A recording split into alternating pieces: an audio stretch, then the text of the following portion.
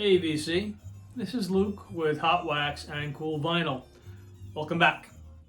I'm going to do something slightly different today. I hope you're going to find it cool. I'm only going to show one record that I bought yesterday, but I'm going to show some paraphernalia and some collectibles. Almost all music related that I also picked up both over the summer and yesterday. 2 days ago actually. My wife and I on Sunday went up to the Elephant's Trunk Flea Market in New Milford, Connecticut. Now, if you happen to be living in the tri-state area and you want to try to get up to a great flea market that has a ton of stuff, it's a great day trip. New Milford, Connecticut, the Elephant's Trunk Flea Market. I live on eastern Long Island. It takes me 2 hours to get there. So we usually leave my house at 5 in the morning. We're there 7:30. We're done around 1, back home by 4. It's a day trip. It's a great thing. It's a lot of fun. So let's start with what I got. The one record that I want to show is Clint Eastwood's movie Fistful of Dollars. Or is it a fistful? Yeah, Fistful of Dollars. One of my favorite actors and one of my favorite sequences or movie. It's not really a trilogy, but let's say it's a series. The spaghetti westerns, all starring Clint Eastwood, Lee Van Cleef, and a whole host of others. And it's just a really great movie, fun watch, and Morricone did the score for all of them, and I just think Morricone is absolutely fantastic as a composer, and it was just really one of those things that I saw it. It was it was relatively inexpensive. It was just a few dollars, so couldn't pass it up. We're gonna grab that regardless. So that's the record. So now on to the collectible stuff. So let's start with the ephemera, or the magazines, as you were. I was able to pick up a couple, and I know I've shown some in the past. I just love the old rock and roll magazines. I had not seen these. Rock and roll, this is from, it doesn't give me a year, but it cost 35 cents at the time. And it's basically The Who, Peter Gordon, the Five Americans, Eric Burden, mostly black and white, no real color photos, but it's just a ton of fun to look at. These were teen pop magazines at the time, but all these years later, they're a blast to read. There's, which one was this? The Triumph of Eric Burden. Don't ask. Sometimes I forget what I'm about to say, and that just occurred. Isn't that amazing? Here's a sequence on the Monkees. So that was one. The other was Hit Parader.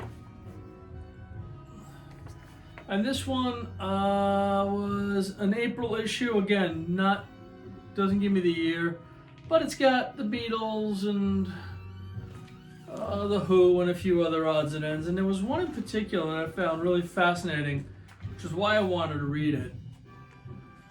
I'm just trying to find it. And it was I love reading on the reviews of the time of the songs. And one of these reviews, where they were reviewing the newest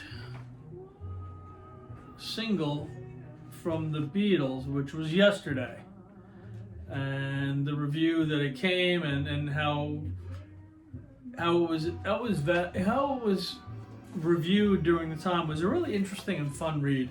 So I picked these up, and I thought they were really cool. It was Hit Parader magazine and Rock and Roll magazine.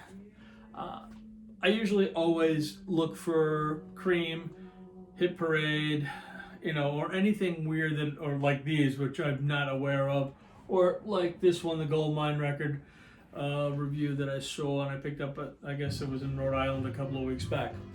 moving on to the next thing. This was really cool. This one I actually picked up over the summer, and it is a Beatles. This is the disc case, right? Yeah. This one was made, and it comes in, I think they made it in 4 or 5 different colors. So I was able to buy this thing this summer, and it was really interesting because it was a yard sale that we just stumbled upon, and they didn't have anything. I just asked the guys, did you have any records? And he's like, no, not really. And he goes, oh wait, I got a couple in the garage. And he went and brought some, standard fare stuff that really had no interest in. And so I thanked him. I was walking away, and he goes, hold on a second. And he came out with this Discmate, and he goes, I got this if you're interested, and it's got 45s in it. So obviously I was interested in it. We negotiated a price. He was happy, I was happy, and I found this great thing. I did not know these were around. I knew they made Beatles paraphernalia, but I had not seen one of these. Subsequent, now I've seen them, not everywhere, but I see them enough. So I bought that. And this 2 weekends ago, I wound up, again, at another yard sale. And I'm not an Elvis fan, but bought these because I just couldn't pass them up. These were 2008 McFarlane Toys Elvis action figures. You have Gospel Elvis here. And Aloha Elvis.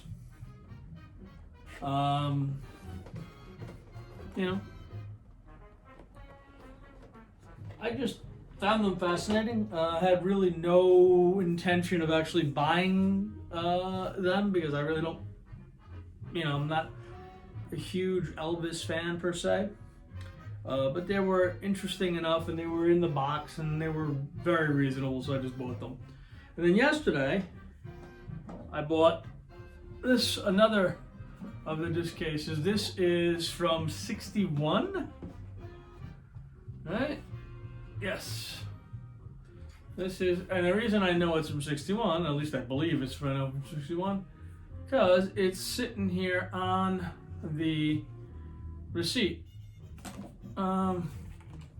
This was purchased from J.M. Fields department store.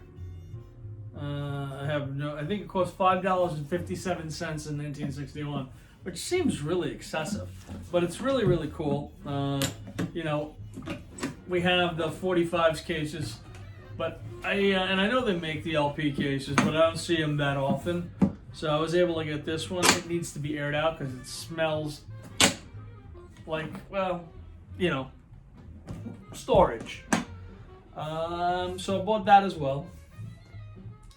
And then the non-music aspect of it, because I'm a bit of not only am I a bit of a gearhead, but I'm also a bit of a sports freak, and I love auto racing as well, and Ferrari in particular. I bought these. You know what? Let me take them out of the case. It makes it a little easier. These are 1957 Ferraris on 1/43rd scale.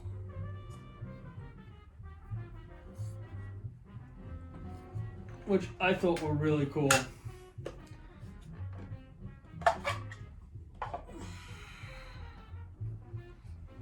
Show you that one as well.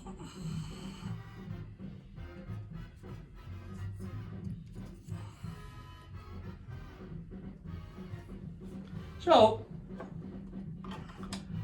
as I said, a bit different than I normally do, but I think we all show records, and every now and again showing something a little bit different doesn't hurt. And especially if it's music related, because it's one of those things that hopefully I give you an idea next time you're at a yard sale or at a flea market, and you're like, oh man, I remember Luke was talking about those whole Hit Parader magazines. Let me check them out. Especially if you're younger than me. I'm 56. I'll be 57, yes, in December. So when I was growing up as a teenager, Hit Parader and Cream were the two predominantly premier rock magazines. that did bands and stuff. So if you're younger than me and you've either never heard of them or never got a chance to read them, you'll probably get the same kick out of reading those that I do out of reading these, because they'll be reviewing, for example, Elvis Costello's brand new album, which came out in 1979 in Hit Parader magazine and was reviewed in Hit Parader magazine, and they had a picture of Elvis, and the question. And I remember reading this because it was just very interesting to me. Does he look too much like Buddy Holly? Was the caption, and I guess at the time with the horn rim glasses, he was going for the Buddy Holly look. Everybody else was going in the complete opposite direction. So, like I said, hopefully, this gives you a little bit of an inspiration to look for other things when you're at yard sales besides records, if you're into that sort of thing. If you're not, well, what can I tell you? Have a great day. Have a great week, everybody. This is Columbus Day weekend. Hopefully, you'll get into your fall activities or Indigenous People weekend, depending on what part of the nation you live in. Have a great week. I'll talk to you soon. Thank you. Cheers.